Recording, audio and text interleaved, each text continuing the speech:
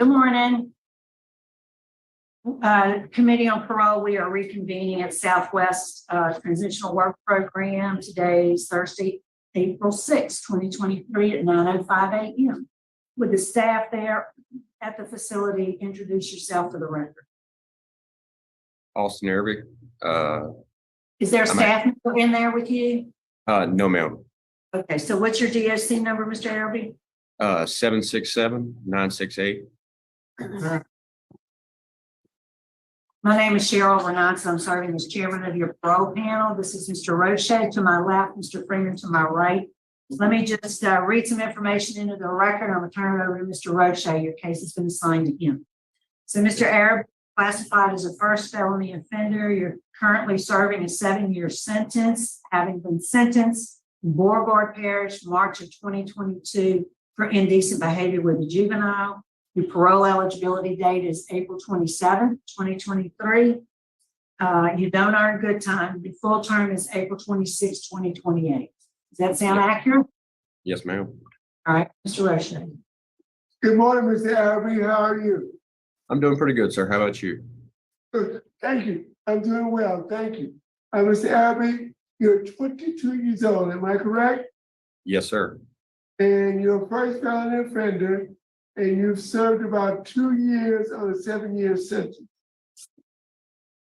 Is that accurate? Yes, sir. Okay. Tell me what you're doing at Southwest Correctional Transitional Work Program.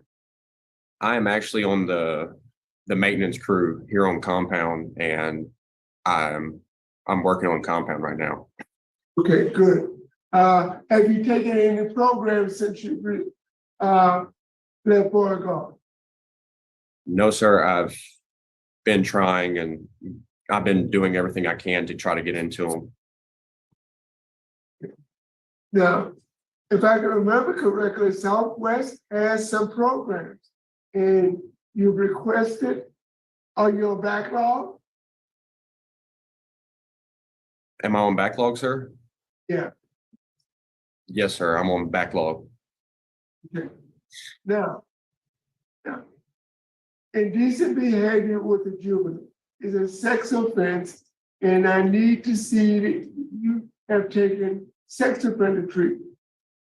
And you've not taken any programs in 2 years of incarceration. Am I correct? Yes, sir. And you need some rehabilitation before you get released.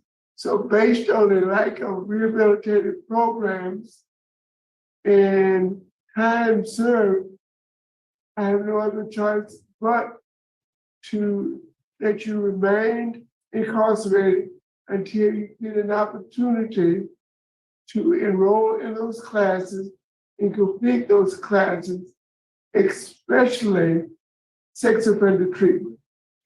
My suggestion to you is to write DOC and request that you go to an institution that has sex offender treatment, or talk to the warden or classification officer at Southwest and see if you can transform the facility with those programs. Yes, sir. Madam Chairman. All right. Anything you want to say to us, Mr. Arabi? I mainly just want to ask for help trying to get into some classes because I haven't really been able to get into them. Okay, well, we're gonna try to do that for you. Mr. Yes, ma'am. Roche? Yes, Mr. Arabic, based upon a lack of rehabilitative program and express opposition to your early release, my vote is to deny your request. Mr. Freeman? I concur with Mr. Roche. He does need sex offender class. And Mr. Arabi, I do agree, and you agree that you need some programs. So my vote today also is to deny. We'll try to ask that you be afforded the opportunity. Yes, ma'am. I think that concludes our business there at Southwest. So we'll adjourn at 9:09. Thank you, sir. Good luck.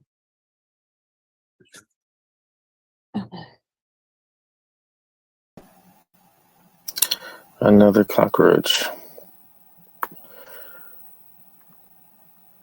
we don't have details on how horrific his crime was, but from what we've seen here, it would have been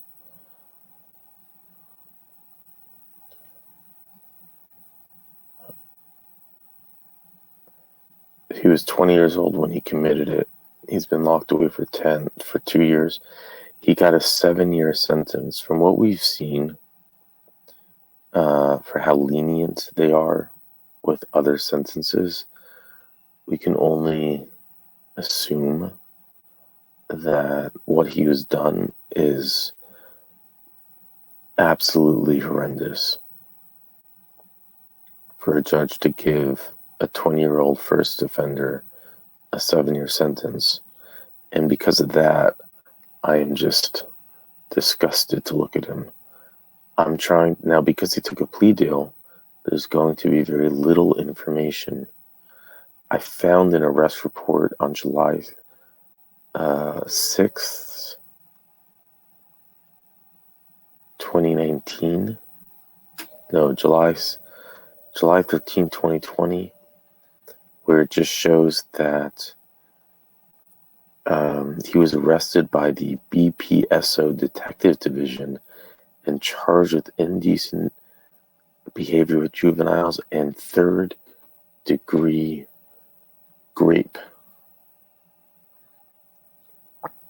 He ended up pleading to indecent behavior with a juvenile. He was booked with a $200,000 bond. You know that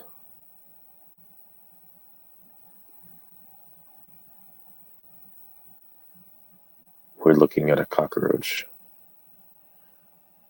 at a monster. You know, they send him away where he gets to go to work release and work for 2 years, and then they go see him here now, and they're like, you need these programs. But guess what? What's his good time date? His full time is 2028. I didn't write down his good time date.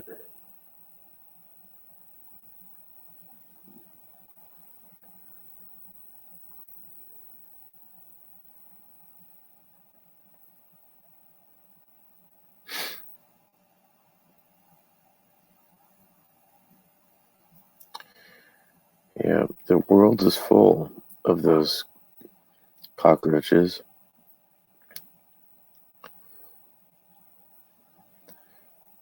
There's full of them.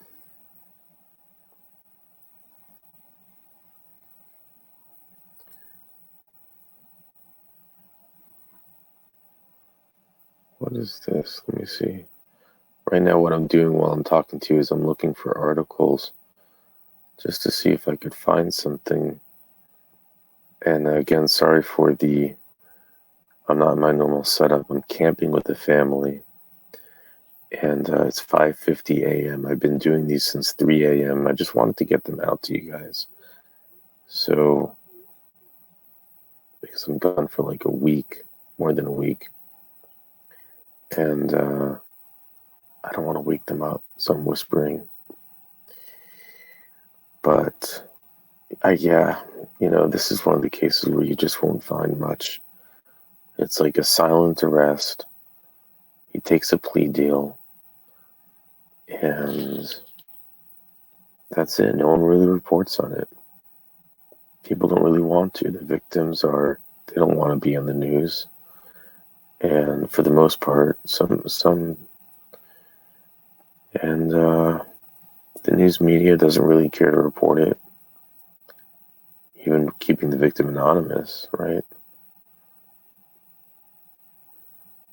It's just another incident, another day, another plea deal. And no amount of programs is going to help someone who has a disease like this. It's interesting. I just found the Chris Hansen podcast. I'm listening to it on Audible, and there's hundreds of episodes, and you can go through. I've been binging on it while on this little trip. I've been doing a lot of, we did a lot of driving to get here, so I got to. It's cool to find something new to binge on, and he just goes over all of the cases that he did on To Catch a Predator, and there's some bonus content, like he'll talk about where the predator is now in their life, and he'll share some details.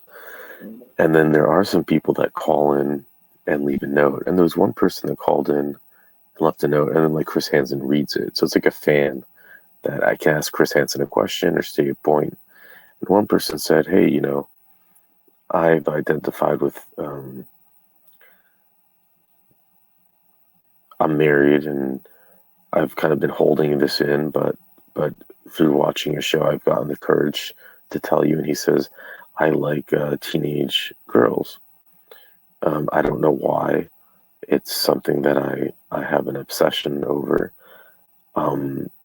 I'm married, I have kids, and I'm seeing a therapist, but it's a problem I have. I've never acted on it, but I want to thank you for sharing, for doing what you do, because I can see that others have the problem and keep it within me to not act on it. That was in so many words.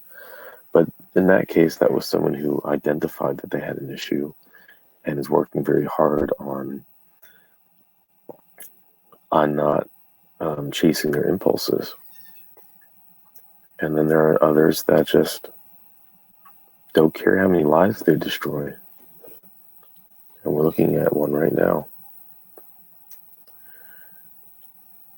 And we need to do what we can to keep our society safe. 7 years is, and you might be saying, well, we don't know what he did. And maybe she was like 3 years younger than him. And I'll tell you now, yeah, we don't know what he did, but from my experience, to give a 20-year-old a 7-year sentence in Louisiana, it has got to have been bad. Anyways, with that, I'll let you go.